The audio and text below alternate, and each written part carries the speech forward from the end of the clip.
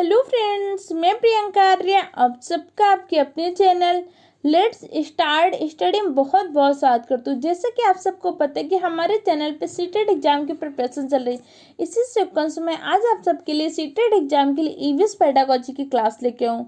आपको पता है कि ईवीएस पेडागोजी का ये आपको ऑफिशियल सिलेबस वेबसाइट पे दिया हुआ है कि आपको ईवीएस पेडागोजी के अंदर इतने ही टॉपिक पढ़ने हैं, जिसमें आपका पहला टॉपिक है पर्यावरण अध्ययन।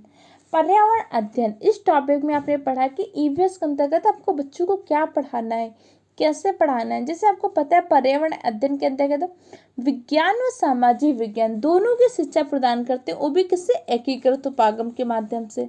तो आपने पढ़ा विज्ञान की शिक्षा, विज्ञान के कौन कौन से विषय हैं, क्षेत्र हैं, सामाजिक विज्ञान के कौन कौन से, इन सब की शिक्षा कैसी देनी है और किसके द्वारा देनी है। तो आपने पर्यावरण अध्ययन के अंतर्गत विज्ञान व सामाजिक विज्ञान की शिक्षा एकीकृत उपागम के माध्यम से प्रदान करते हैं।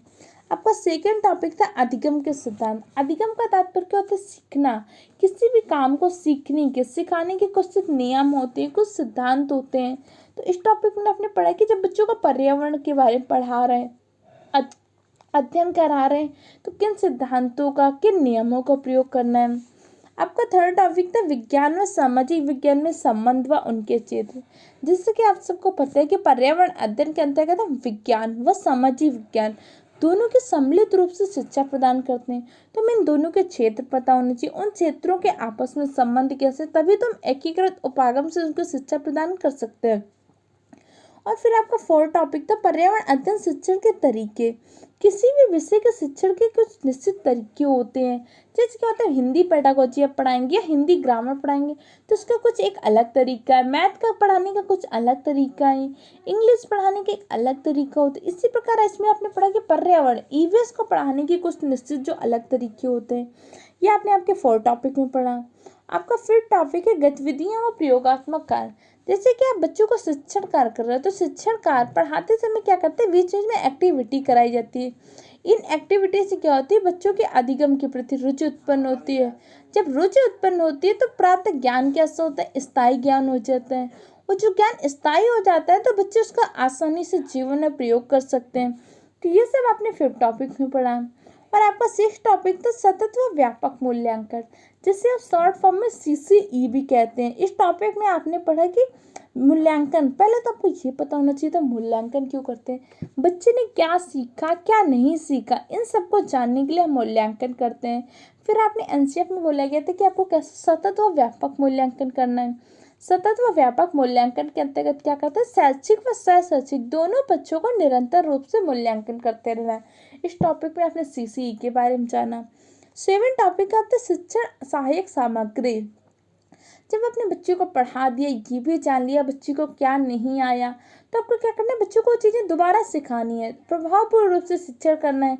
इन सब के लिए आप टीएलएम का प्रयोग करते हैं। टीएलएम से क्या होता है, बच्चे सक्रिय रहते हैं, जिससे उनका ज्ञान में वृद्धि होती है और ज्ञान को आसानी से आत्मसात कर लेते हैं। तो ये आपने आपका सेवन टॉपिक में पढ़ा था। आज हम आपका एट टॉपिक जो पर्यावरण अध्ययन शिक्षण की समस्या है, जो आपके ईवीएस पेडागोजी का लास्ट टॉपिक भी है, इसके बारे में पढ़ेंगे।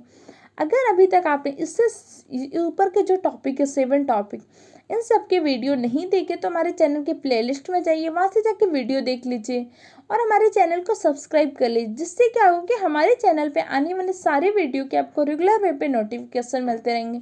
तो चलिए आज हम पढ़ते हैं पर्यावरण अध्ययन शिक्षण की समस्याएं क्या होती हैं, कि ईवीएस को पढ़ाते समय एक टीचर के सामने क्या क्या समस्याएं आती हैं और उन समस्याओं का समाधान कैसे कर सकते हैं।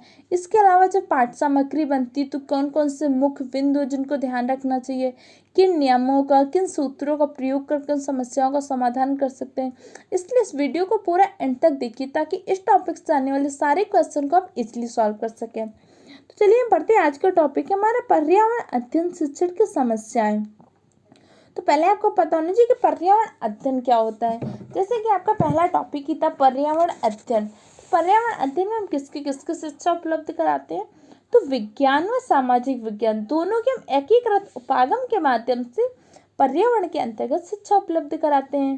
तो कह रहे हैं कि पर्यावरण का जब शिक्षण कार्य करते समय एक शिक्षक के सामने सम्मुख क्या होती है, अनेक समस्याएं आती हैं। आप ईवीएस को पढ़ाते समय वैसे किसी भी सब्जेक्ट को पढ़ाएंगे तो टीचर के सामने कुछ ना कुछ तो समस्याएं आती हैं। लेकिन इस चीज़ को याद रखें कि टीचर के सामने जो भी समस्याएं आएंगी वो समस्याएं कभी भी बाधा नहीं होनी चाहिए। वो सिर्फ क्या होती है, एक टीचर के लिए चुनौती हो सकती है, किसी और इंसान के लिए वो सारी समस्याएं क्या होती है, बाधा बन सकती हैं। लेकिन एक टीचर के लिए, एक शिक्षक के लिए हमेशा जो भी समस्या आएंगी वो सिर्फ उसके लिए चुनौती हो सकती है।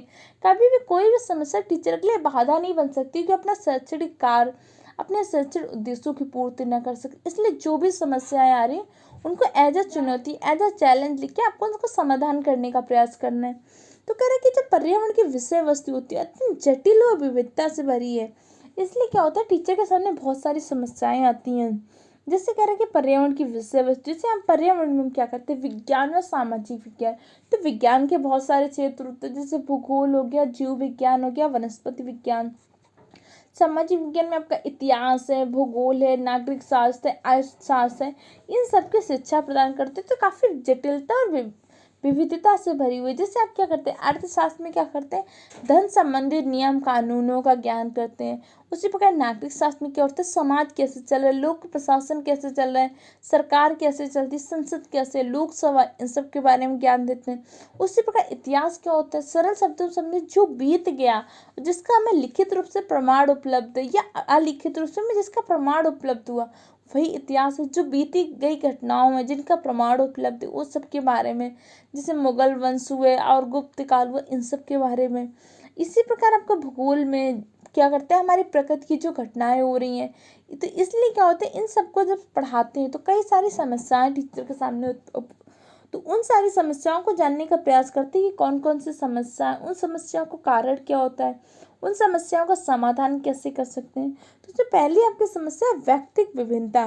जैसे व्यक्तिक विभिन्नता ये आपका क्या है, एक टॉपिक ही है जो मैंने आपको सीडीपी में डिटेल से समझाया था।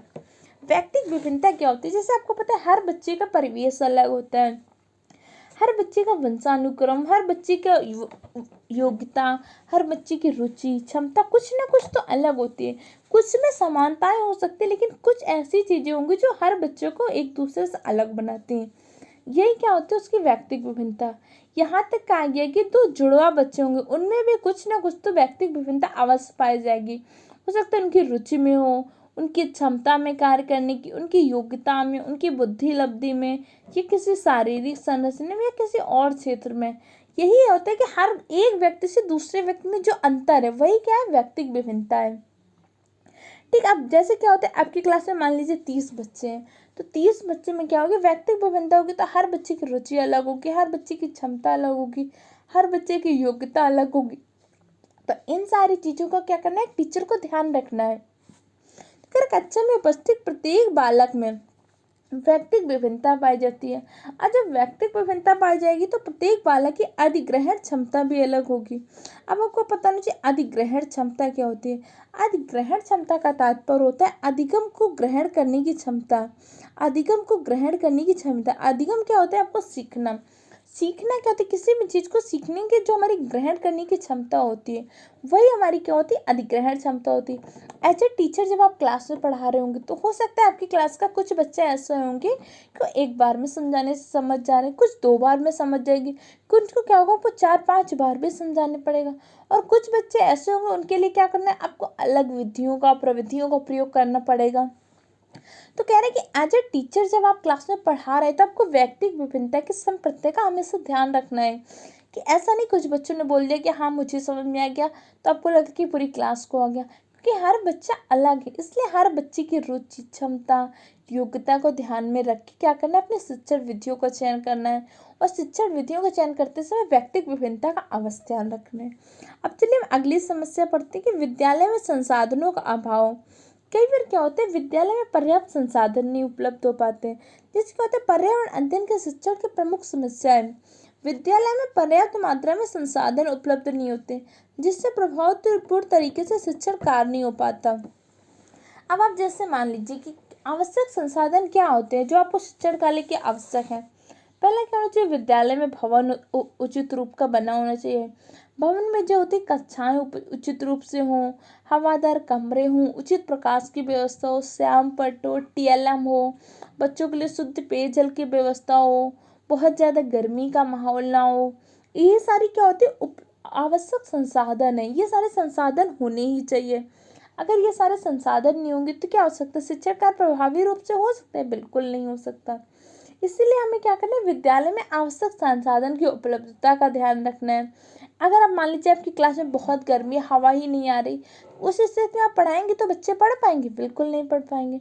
आपकी क्लास में पर्याप्त रोशनी की व्यवस्था नहीं, बच्चों को सही से दिख नहीं रहा है, तो आप उस टाइम पे कितने भी अच्छे तरीके से समझाएं, बच्चों को समझ में आएगा? नहीं समझ में आएगा।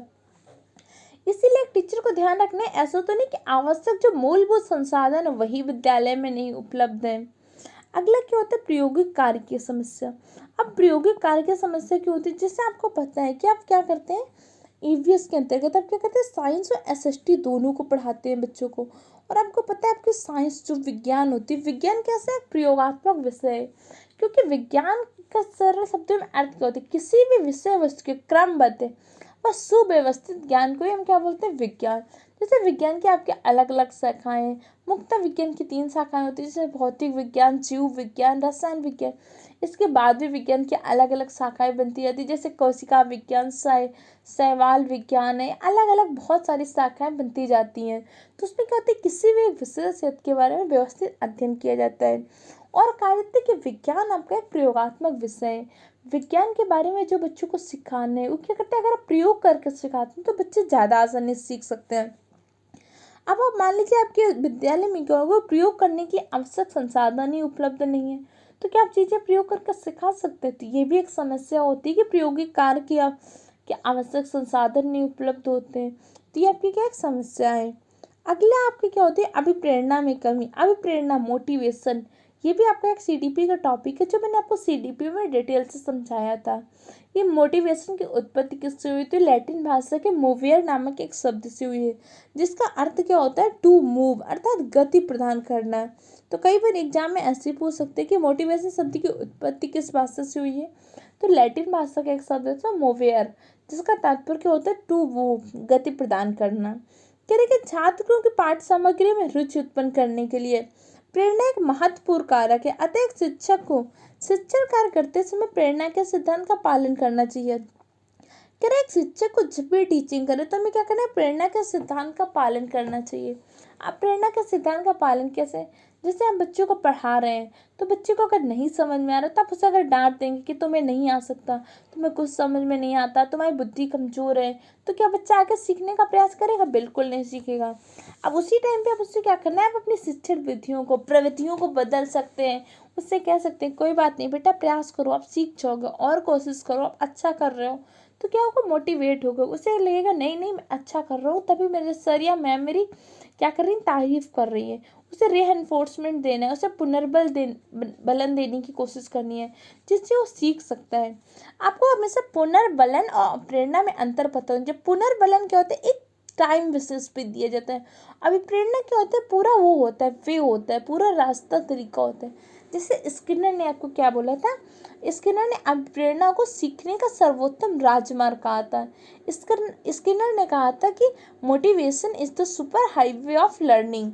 इसमें क्या होता है, अभिप्रेरणा, जैसे आप मोटिवेट हुए कि आपको सीटेट का एग्जाम क्वालिफाई करना है, तो ये क्या हुआ, आपने मोटिवेट हुआ। ये बहुत लॉन्ग प्रोसेस है कि आप तब से तैयारी कर रहे हैं, एग्जाम देंगे, ये आपका क्या है, एक मोटिवेशन है। लेकिन सीटेट एग्जाम क्वालिफाई, अब जैसे बीच बीच में आप मेरे वीडियो देखते रहते हैं, तो आप तैयारी करते रहते हैं, तो आपको लगता है नहीं मैं तो कर लूँगा, या आपके टीचर या बोलते कि नहीं आप कर लोगे, आपकी प्रिपरेशन अच्छी चल रही है, आप सिलेबस के अकॉर्डिंग बिल्कुल पढ़ रहे हैं, आप आसानी से क्वालिफाई कर लेंगे। तो ये आपको क्या, और बीच में पुनर्बलन मिल रहा है। पुनर्बलन कई बार आपको शाब्दिक रूप से भी हो सकता है या अशाब्दिक रूप से भी हो सकता है। ये सारी चीज़ें आपको जो बीच में, तो इसीलिए आप एज अ टीचर आपको हमेशा जब भी बच्चों को पढ़ाना है तो उन्हें मोटिवेट करते रहना है कि बेटा आप सीख सकते हो, सिखाने का प्रयास करना है। अब जैसे आप मान लीजिए आप क्लास में बच्चों को काउंटिंग पढ़ा रहे हैं, अब काउंटिंग सिखाते समय एक बच्चे को आप काउंटिंग सिखा रहे हैं, उसको आप टीएलएम का भी प्रयोग कर चुके हैं, बोर्ड में भी लिख के सिखा रहे हैं, नहीं सीख पा रहे, तो उस टाइम पे आपको क्या करना है, बच्चे के पास चाहिए, उससे व्यवहारिक ज्ञान की चीज़ें पूछे। जैसे उससे पूछ सकते हैं बेटा आपने टाई कितनी पहनी हुई है, तो बताएगा 1 पहनी हुई है। फिर आप उससे पूछ सकते हैं बेटा आपने शूज कितने पहने हुए हैं, तो शायद बताएगा 2 पहने हुए। तो आप कह सकते हैं कि 2 को एक जोड़ी कहते हैं। बेटा आपके हाथ में फिंगर्स कितनी है। इस तरह से व्यवहारिक चीज़ों का ज्ञान उससे पता होगा। इसी ज्ञान के आधार पर उससे आप क्या करें, नया ज्ञान देने का प्रयास करें। और उसे क्या करना है, मोटिवेट करते रहना है, अभिप्रेरित करते रहना है। अगला आपकी समस्या क्या होती है कि अब क्रियाशीलता के सिद्धांत की अपर्याप्तता। जैसे क्या होता है कि टीचर बच्चों को मोटिवेट कम करती है, आपकी एक समस्या थी, तो आपको क्या करना है, अच्छा टीचर बच्चों को हमेशा मोटिवेट करते रहना है कि आप कर सकते हो, आप इजीली से अपना एग्जाम क्वालिफाई कर लेंगे, या और चीज़ें जो भी वो बच्चे कर रहे हैं। अगला है क्रियाशीलता का सिद्धांत की अपर्याप्तता। क्रियाशीलता के सिद्धांत की अपर्यात्मकता पर क्या होता है, क्या होता है कि टीचर पढ़ाते समय क्रियाशीलता के सिद्धांत का सही तरीके से अनुपालन नहीं कर पाते। अब अनुपालन नहीं कर पाते तो बच्चे अच्छे तरीके से सीख नहीं पाते, और जब अच्छे से सीख नहीं पाते तो उनका ज्ञान क्या होता है, स्थायी नहीं हो पाता। तो आपको पहले पता होना चाहिए क्रियाशीलता का सिद्धांत क्या होता है।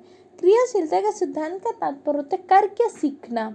क्रियाशीलता का मतलब क्या होता है, करके सीखना। बच्चों को क्या करना है कि जैसे आपके अंश आपने भी कहा कि टीचर को क्या करना है, एक सुगमकर्ता की भूमिका निभाना है। उसको क्या करना है, एक ऐसा वातावरण, ऐसा माहौल उपलब्ध कराना है जहाँ पे क्या करे, एक स्वतः सीखने का प्रयास करे। जैसे पहले आपका क्या होता था, शिक्षक केंद्रित वातावरण होता था। वहाँ पे क्या होता था, माना जाता था कि जैसे ये एक बॉक्स है, ठीक है, इस बॉक्स में टीचर पूरा ज्ञान से भरा हुआ है, और ये एक बच्चा है, बच्चा क्या इसमें माना जाता है कि पूरा खाली है, और टीचर को जाना है और अपना पूरा ज्ञान क्या करना है, इसको फोर कर देना है, इसके अंदर डाल देना है। ये जब पहले माना जाता है, जब क्या होता है शिक्षक केंद्रित माहौल था शिक्षा के लिए, कि बच्चा क्या है, एक पूरा खाली बॉक्स है, पात्र है, और टीचर क्या है, भरा हुआ ज्ञान का स्रोत है, और टीचर को जाके क्या करना है, अपना पूरा ज्ञान बच्चे के अंदर डाल देना है। ये पहले था। लेकिन अब जब आपको पता है कि शिक्षा में बाल केंद्रित शिक्षा, चाइल्ड सेंटर एजुकेशन है, इसमें क्या माना जाता है, इसमें माना जाता है बच्चे क्या होते हैं, एक पौधे के समान है। जैसे आप ये मान लीजिए पौधा है, तो एक पौधा आप जब गमले में लगाते हैं तो आप उसे क्या करते हैं, उचित रूप से जल देते हैं, खाद्य पदार्थ देते हैं, पोषक तत्व देते हैं, बाकी वो धीरे धीरे स्वतः बढ़ने का प्रयास करता है ना। ऐसा तो है नहीं कि इस पादप को आप एक दिन में क्या कर दिया, 200 लीटर पानी दे दिया, पूरी खाद दे दी, तो क्या एक दिन में पूरा पेड़ बन जाएगा, बिल्कुल नहीं बन पाएगा। इसी प्रकार हमें बच्चे के लिए सिर्फ धीरे धीरे आवश्यक रूप से जो जैसे उसकी खाद पानी, अब बच्चे के लिए खाद पानी क्या होगा, उसको ऐसा माहौल, उसको सीखने के लिए प्रोत्साहित करते रहे, मोटिवेट करते रहे, उसे ऐसे अवसर उपलब्ध कराएं जहाँ पे वो स्वतः सीखने का प्रयास करे, ये सब करना है। तो इससे क्या होगा, बच्चे का स्वतः विकास होगा। जिससे क्या होता है, पादप का धीरे धीरे स्वतः विकास होता है। इसी प्रकार एनसीएफ ने कहा कि बच्चे के लिए जब आप सुगमकर्ता की भूमिका निभाएंगे, उसको अधिगम के लिए वातावरण उपलब्ध कराएंगे, आवश्यक वस्तुएं उपलब्ध कराएंगे, तो स्वतः सीखने का प्रयास करेगा। अगली आपकी समस्या क्या होती है, शिक्षण विधियों के चयन की समस्या। जैसे मैंने आपको जब शिक्षण विधियां पढ़ाई थी, तो सबसे बड़ी समस्या क्या होती है, शिक्षण विधियों के चयन की समस्या।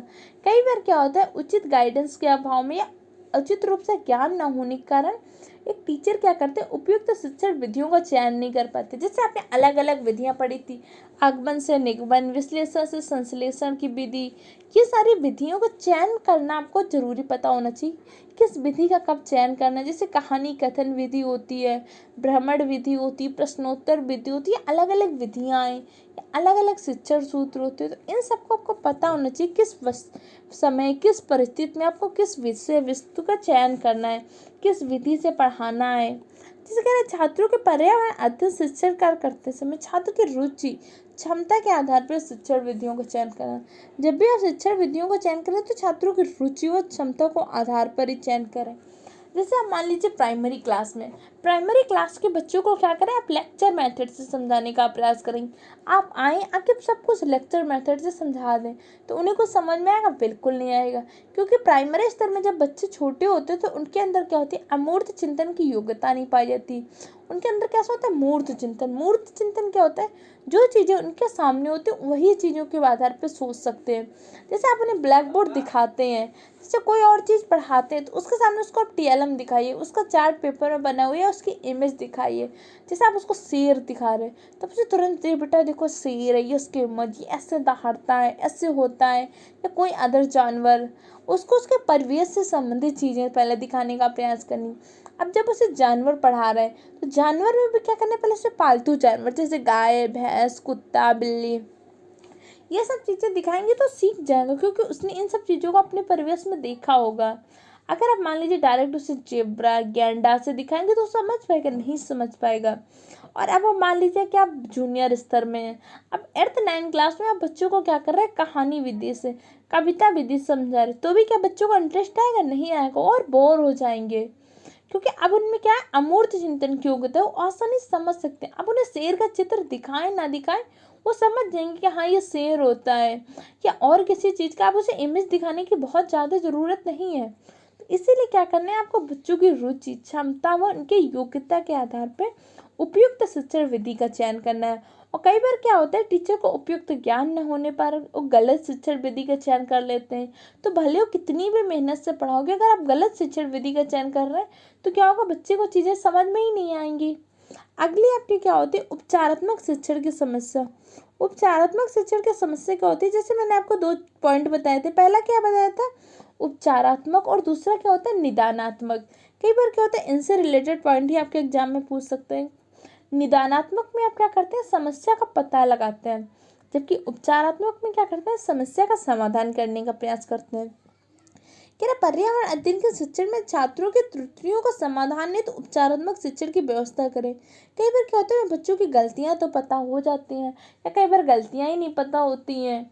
तो आपको पहले तो उसके गलतियों को पता करने का प्रयास करने कि बच्चे किसी चीज़ में गलती कर कहाँ पे रहे। ये आपका क्या होगा, निदानात्मक होगा। और जब आपको गलती, उनकी समस्याएं पता चलता है, उनको दूर करने का भी प्रयास करना है, ये आपका क्या होता है, उपचारात्मक। कई बार क्या होता है, टीचर बच्चों के, जैसे एक बच्चे को या 2 बच्चों को मान लीजिए किसी टॉपिक में दिक्कत है, और बाकी सारे बच्चों को क्या पूरा टॉपिक आ गया, तो उस स्थिति में कई बार टीचर क्या कर देते, उन 2 बच्चों को ध्यान ही नहीं देते, बाकी को आ क्या तो छोड़ देते उस टॉपिक को। लेकिन आपको उन सारे बच्चों को ध्यान रखना है, क्योंकि आपको पता है कि हर बच्चे के अंदर क्या व्यक्तिगत विभिन्नता है, और हर बच्चे की अधिग्रहण क्षमता अलग है। तो आप हो सकता है उन दोनों बच्चों को पूरी क्लास में टॉपिक ना पढ़ाइए, उन दोनों बच्चों के लिए अलग से रेमेडियल टीचिंग की व्यवस्था कर दीजिए, अलग से किसी एक्टिविटी के द्वारा सिखाने का प्रयास करना है। तो हमें क्या करना है, उपचारात्मक शिक्षण की समस्या को ध्यान में रखना है, इसलिए उपचारात्मक शिक्षण की व्यवस्था भी करनी है। कई बार क्या होता है, टीचर इन सब चीज़ों के बारे में ध्यान नहीं देता। अब आपने पढ़ लिया कि कौन कौन सी समस्याएं होती हैं। अब इन समस्याओं का समाधान कैसे करना है, आप ये समझ के अब हम पढ़ते हैं पर्यावरण शिक्षण को प्रभावशाली बनाने प्रमुख शिक्षण सूत्र। आपके क्या कुछ प्रमुख शिक्षण सूत्र हैं जिससे आप पर्यावरण शिक्षण को प्रभावशाली बना सकते हैं। जिसमें आपका पहला सूत्र है, सरल से जटिल की ओर।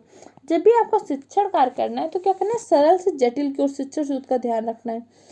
ये सूत्र में क्या होता है कि पहले आपको क्या करना है, बच्चों को सरल सरल चीज़ें समझानी है, फिर उन्हें जटिल कठिन चीज़ों की ओर लेके जाना है।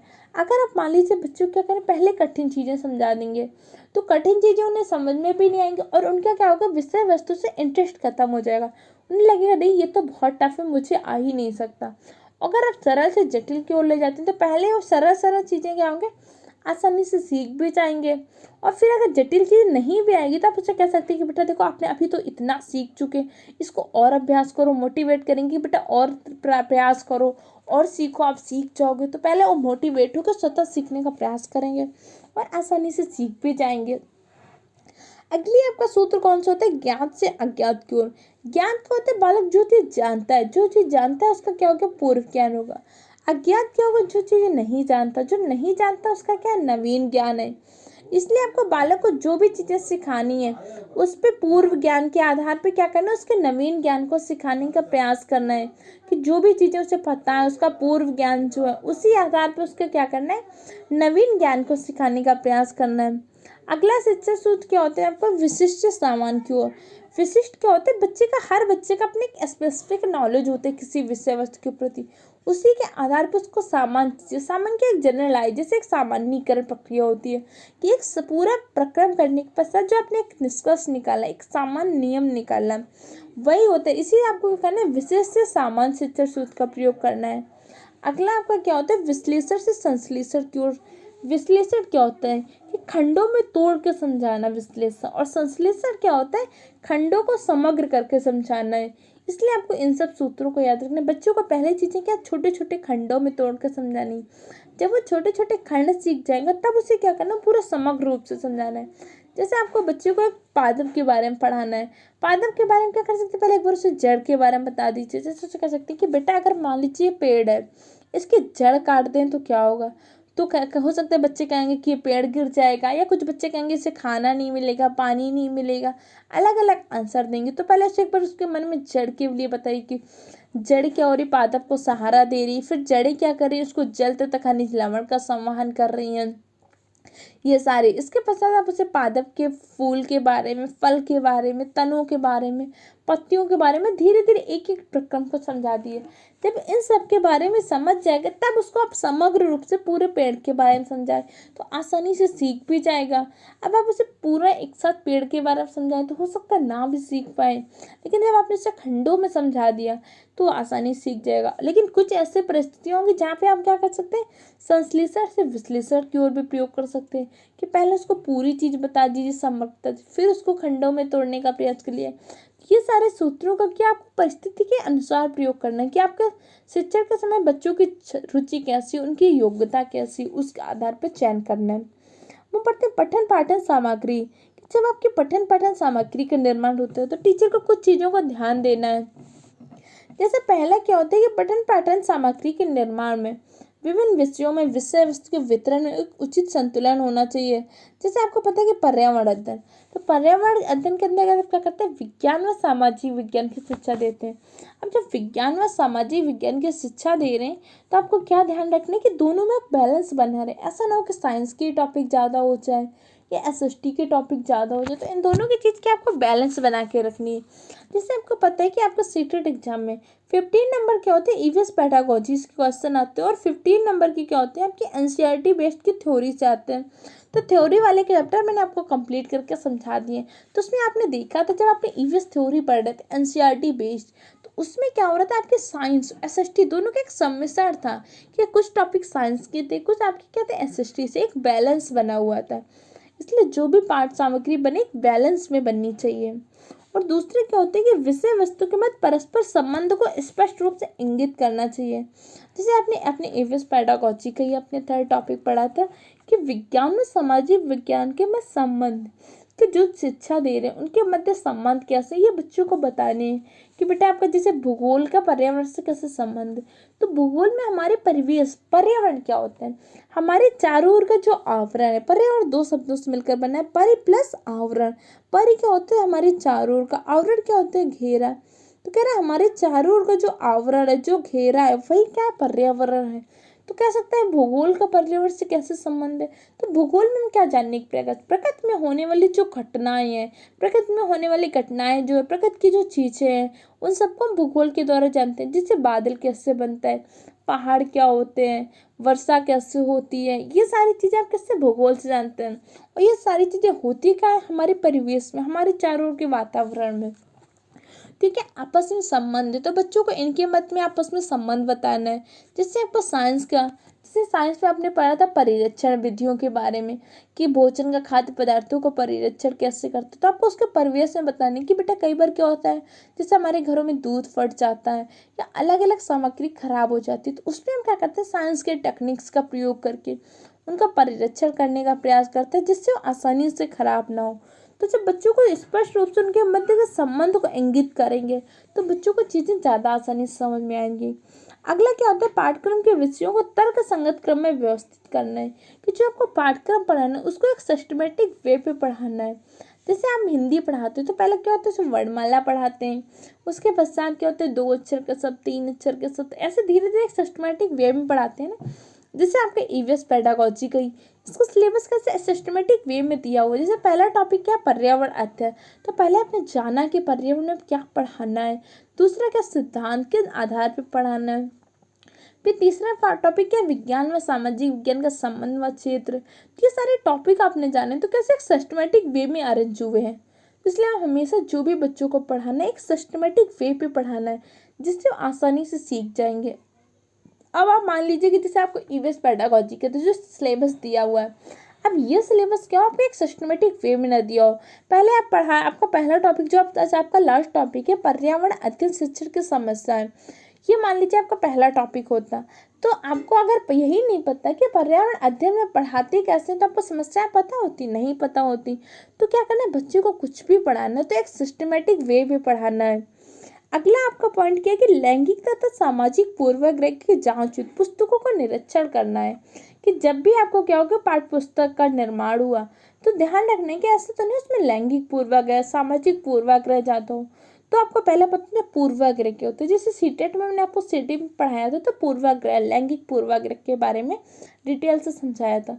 पूर्वाग्रह क्या होता है, बिना वैज्ञानिक आधार पर कहा गया कथन क्या होता है, पूर्वाग्रह होता है। अब आपने जोड़ दिया लैंगिक पूर्वाग्रह, तो लिंग के आधार पर कहा गया, बिना वैज्ञानिक आधार पर कहा गया जो कथन होता है क्या होता है, लैंगिक पूर्वाग्रह। जैसे कह देते हैं लड़कियां गणित में कमजोर हो तो क्या लैंगिक पूर्वाग्रह। तो ऐसे वैज्ञानिक तो रिसर्च हुई नहीं कि हाँ लड़कियां मैथ में कमजोर होती हैं, तो क्या एक पूर्वाग्रह है। लड़के घर का काम नहीं करते तो क्या पूर्वाग्रह, ये कोई आपके जैविक संरचना तो हुई नहीं है, ये आपका क्या समाज की संरचना बना दी कि समाज में कह दिया कि लड़के बाहर का काम करते हैं लड़कियां घर का काम करती हैं, तो इसमें कोई वैज्ञानिक कथन तो नहीं। तो इसलिए इन सब बातों का आपको विरोध करना है। एक टीचर को हमेशा ध्यान रखना है कि लैंगिक पूर्वाग्रह और सामाजिक पूर्वाग्रह के आधार पे कोई भी बात नहीं बोले। टीचर को क्या करना है, हमेशा पूर्वाग्रह से मुक्त होकर काम करनी है। जैसे सामाजिक पूर्वाग्रह क्या होता है, जैसे कई बार आपका सीटेट एग्जाम में क्वेश्चन पूछ लेते हैं जेंडर क्या है। जेंडर आपका क्या है, जेंडर एक आपकी सामाजिक संस्था है। जैसे क्या होता है कि लड़के घर का काम करेंगे, ऐसा कई भी कहते हैं समाज में सुना। अगर आप ऐसे कहते हैं तो आप क्या कर रहे हैं, जो लैंगिक पूर्वाग्रह है उसको तोड़ने का प्रयास कर रहे हैं। जबकि समाज में आप असमानता सुनते हैं कि लड़के बाहर का काम करते हैं लड़कियां घर का काम, ये आपका किसी बायोलॉजिकल तो आपको ऐसा नहीं बोला गया कि हमारी शारीरिक संरचना तो ऐसी अलग नहीं है कि हम सिर्फ घर का काम कर सकते हैं या वो बाहर का काम कर सकते हैं। ये क्या आपके सामाजिक पूर्वाग्रह है। और जैसे अलग अलग होती हैं कि लड़कियां मैथ में कमजोर होती हैं या अलग अलग चीजें होती हैं या लड़के रोते नहीं हैं, ये सब क्या है, सामाजिक पूर्वाग्रह है। लैंगिक पूर्वाग्रह लिंग के आधार पर समाज ने बनाए हुए हैं। तो कई बार आप ऐसे पूछ सकते हैं जेंडर क्या है, जेंडर आपकी एक सामाजिक सत्ता है जिसे समाज ने बना दिया। अब जैसे आपका क्या होता है कि जैसे कुछ बायोलॉजिकल इशू होते हैं, जैसे हमारी जैविक संरचना में कुछ अंतर होते हैं, जैसे लड़के और लड़कियों में कुछ अलग अलग हार्मोन्स होते हैं, तो ये अंतर आपका कैसा है, ये आपका बायोलॉजिकल अंतर है। जैसे लड़कियों में कुछ विशेष हार्मोन होते हैं, लड़कों में कुछ विशेष हार्मोन्स होते हैं, या कुछ हमारे शरीर की शारीरिक संरचना, तो ये आपका बायोलॉजिकल है। लेकिन ये जैसे कि लड़के घर का काम नहीं करते, ये आपका कैसा जैविक, ये आपका कैसा सामाजिक है क्योंकि उसको समाज ने बनाया। और लैंगिक पूर्वक क्या होता है, जो लिंग के आधार पर कहा गया पूर्वाग्रह होता है। इस तरह से आज हमने इस टॉपिक को कंप्लीट किया। आज से आपसे ईवीएस पेडागोजी का सिलेबस कंप्लीट हो चुका है। तो हमारे चैनल पे आपको ईवीएस की पेडागोजी की भी कंप्लीट हो चुकी है, इसके अलावा ईवीएस की थ्योरी क्लासेस भी कंप्लीट हो चुकी है। अब हम आपको ईवीएस पेडागोजी के ईवीएस थ्योरी की तो आपको पता है कि चल ही रहे प्रैक्टिस क्वेश्चन, और अभी हम आपको previous year question topic wise करा रहे हैं, जिससे आपको समझ में आएगा कि आपने जो भी पढ़ा इसके आधार पर आप क्वेश्चन सॉल्व कर पा रहे हैं कि नहीं कर पा रहे हैं। अब जब इसके बाद जब आपको पूरे प्रीवियस ईयर क्वेश्चन सॉल्व हो जाएंगे तो आपको प्रैक्टिस क्वेश्चन देंगे। इसके बाद आपको क्या होगा, ईवीएस पेडागोजी की ईवीएस के शॉर्ट नोट्स देंगे, जिसको क्या होगा कि एग्जाम टाइम में, जैसे आपको पता है कि सिलेबस को समराइज करना बहुत इंपॉर्टेंट। जैसे आपको पूरा सिलेबस है, इसको एग्जाम टाइम पे आपको क्या करना है, समराइज कर देना। जैसे अभी आपने पूरी थ्योरी एक बार पढ़ ली, अब एग्जाम टाइम पे आपको क्या करना है, सिर्फ इंपॉर्टेंट पॉइंट इंपॉर्टेंट थ्योरी पढ़नी जो आपके एग्जाम में आती रहती हैं। ये सारी चीज़ें आपको समराइज करके एक बार देंगे। इस तरह से आप सारे वीडियो को देखते रहिए, नोट्स बनाते रहिए। इसके अलावा हमारे चैनल पे सीटेट एग्जाम के लिए सीडीपी की क्लासेस चल रही है। ईवीएस पेडागोजी की क्लासेस आपको पता है कंप्लीट हो चुकी है, ईवीएस थ्योरी की क्लासेस भी कंप्लीट हो चुकी हैं, जूनियर लेवल की है। हिंदी पेडागोजी की क्लासेस कंप्लीट हो चुकी है, मैथ पेडागोजी की क्लासेस कंप्लीट हो चुकी हैं। इसके अलावा हमारे चैनल पर सीटेट जूनियर लेवल की साइंस की क्लासेस चल रही हैं, और बहुत जल्द सीटेट जूनियर लेवल के लिए हम एसएसटी की क्लासेस स्टार्ट करने जा रहे हैं। इसके अलावा इंग्लिश पेडागोजी की क्लासेस तथा हिंदी ग्रामर की क्लासेस भी स्टार्ट होने जा रही। आप इन सारी क्लासेस को देखते रहिए, नोट्स बनाते रहिए और रेगुलरली पे रिवीजन करते रहिए। और अगर आपको पीडीएफ फॉर्म में नोट्स चाहिए तो हमारा Telegram channel let's start study को सर्च करके ज्वाइन कर लीजिए, वहाँ पे आपको टेलीग्राम पे पीडीएफ फॉर्म में नोट्स प्रोवाइड की जा रहे हैं। Okay friend, thank you for the video, thank you for the watching my video. अगर ये वीडियो सेशन आपको हेल्पफुल लगा है तो चैनल को सब्सक्राइब करें, जिससे इस तरह की वीडियो आपको रेगुलर वे पे मिलते रहेंगे। Okay friend, thank you for the watching my video.